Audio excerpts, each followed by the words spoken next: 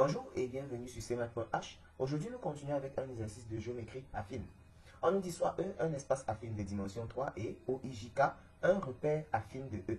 On considère l'application affine F allant de E dans E, définie par sa forme analytique, c'est-à-dire x', y' et z', qui s'exprime en fonction de x, y et z, moyennant bien sûr quelques constantes. On nous demande de montrer que F est une affinité de E dont on déterminera l'axe, la direction et le rapport. Alors, essayons de voir comment est-ce qu'on peut faire pour répondre à ces différentes questions. Lorsque on nous donne une expression analytique comme celle-ci, premièrement, il est question pour nous de retrouver l'ensemble des points invariants. Donc, on va déterminer l'ensemble des points M du plan, tel que f de m égale à m. Donc, si f de m est égal à m, cela veut dire qu'on va venir au niveau de la forme analytique comme ici. Partout où il y a le x', on va remplacer par x. Partout où il y a y', on va remplacer par y. Et où il y a z', on va remplacer par z. Et donc, une fois que cela est fait, nous aboutissons à la relation suivante. C'est-à-dire x égale à 3x moins 4y plus 2z moins 2. Ici, y égale à 4x moins 7y plus 4z moins 4. Et z égale à moins x plus 2y plus 1. On constate que si on ramène tous les membres du même côté et on veut obtenir une équation avec un second membre nul, on va se rendre compte que les trois équations seront équivalentes et vont nous amener simplement à l'équation x plus x moins 2y plus z moins 1 égale à 0. Donc voilà dans l'ensemble des points invariants qui est un plan. Maintenant, nous voulons déterminer la direction. Pour cela, nous allons prendre un point M de E, d'accord, de coordonnées x, y, z et M' qui sera son image par f. Donc, les coordonnées de M' seront bien sûr x', y' et z'. Et pour cela, on va calculer les coordonnées du vecteur M', c'est-à-dire MF de M. Ça va nous donner x' moins x porté par i, y' moins y porté par j et z' moins z porté par k. On va remplacer à ce niveau x' par son expression. C'est-à-dire x', on va remplacer par l'expression qui est ici. On va remplacer y' par son expression qui se retrouve là. Et on va remplacer z' à son tour par son expression qui est à ce niveau. Et une fois que cela est fait, nous aboutissons donc à la relation 2x moins 4y plus 2z moins 2 porté par j. Et ici 4x moins 8y plus 4z moins 4 porté par j, autant pour moi, et moins x plus 2y moins z plus 1 porté par k. On constate que l'ensemble des points invariants est un facteur commun à ce vecteur. Une fois qu'on le met donc en facteur, on va se rendre compte que on a ce facteur commun qui se retrouve facteur de 2i plus 4j moins k. Donc la direction de f est donc donnée par le vecteur u qui est porté par 2i plus 4j moins k. Tout vecteur collinéaire au vecteur u est également un vecteur qui nous donne la direction de f. C'est important de le préciser. Maintenant, on va déterminer la projection P sur delta, d'accord, parallèlement à U.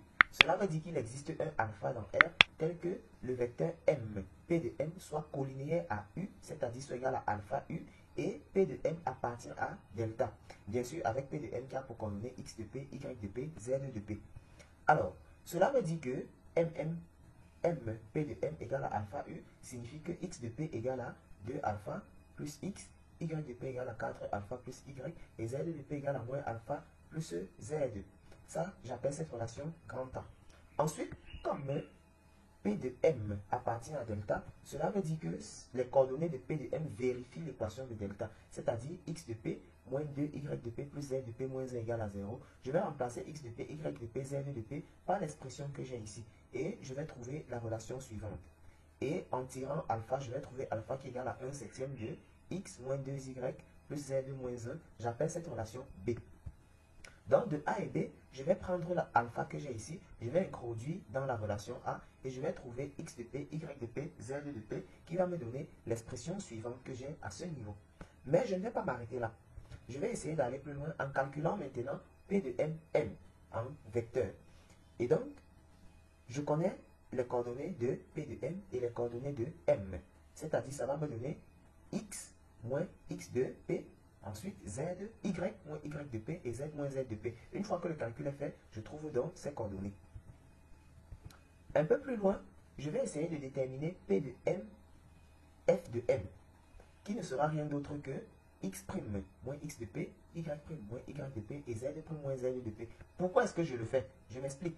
L'écriture d'une application affine est de la forme, on va essayer d'avoir dans l'écriture de notre application affine, en tout cas, P de M, F de M, c'est-à-dire le projeté de M parallèlement à la direction sur l'ensemble des points invariants qui va former un vecteur avec l'image que nous recherchons qui sera égale à une constante qui sera dans le rapport de notre affinité multiplié par le vecteur P de M, M. On va mieux comprendre ça plus tard.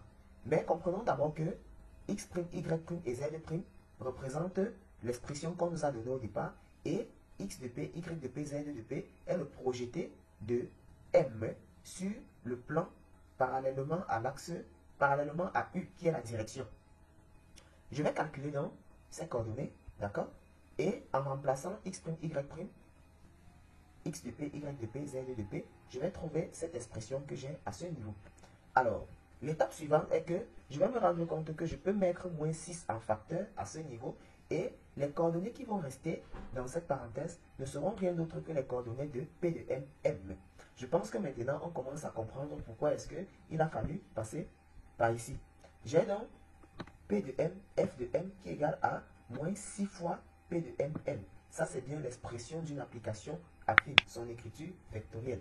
Et donc la conclusion que je vais tirer est que le rapport de mon affinité est K égale à moins 6. Et donc je viens de terminer mon exercice parce que j'ai trouvé l'ensemble des points invariants qui était un plan d'équation x moins 2y plus z égale à 0. Et j'ai trouvé également la direction qui était donnée par le vecteur u. Et je viens de trouver le rapport K qui est égal à moins 6. Donc c'est ici que s'achève notre exercice. S'il y a des questions, bien vouloir nous les laisser dans les commentaires.